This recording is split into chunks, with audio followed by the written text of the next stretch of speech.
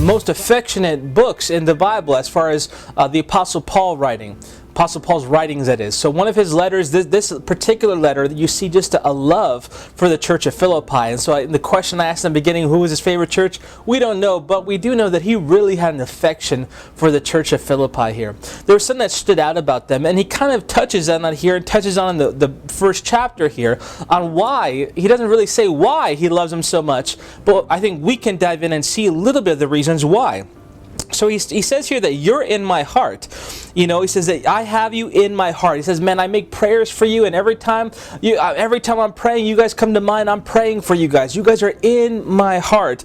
And he says, inasmuch as both in my chains and in the defense and confirmation of the gospel, you are all partakers with me of grace. Now, why is he saying that? Because why is he talking about chains? Well, here's something. He is in jail or house arrest. He is in jail in these moments in time. And this is something that was very difficult for Paul being imprisoned. Okay, so Paul went in and out of jail and house arrest.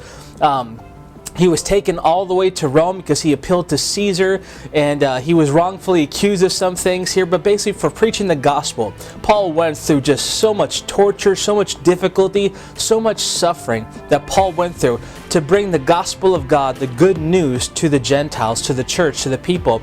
And he is one of the greatest apostles in the Bible as he helps so many churches in so many cities rise up and become what they are. As far as he's one of the biggest influencers and spreaders of the gospel and the lifter and builder of the church in the Bible. Apostle Paul is someone that is hailed up here, and here you see that he's now thrown in jail.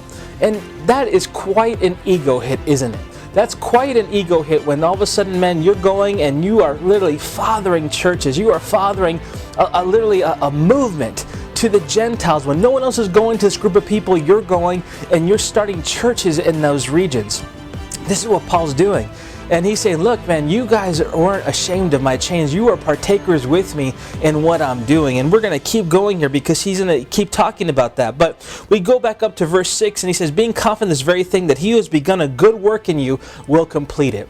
That's a beautiful scripture right there. And in context, it goes along with what we're saying, but take it out for a moment, just to highlight that. That's a verse that we can hold on to right now for ourselves as well. That he who started something in you will complete it. Hear that, church. He who started something in you will complete it. But there's a very key thing here.